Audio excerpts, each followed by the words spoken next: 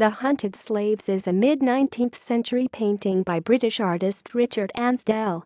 Done in oil on canvas, the work depicts two African American slaves facing down a group of hunting dogs as the two slaves flee.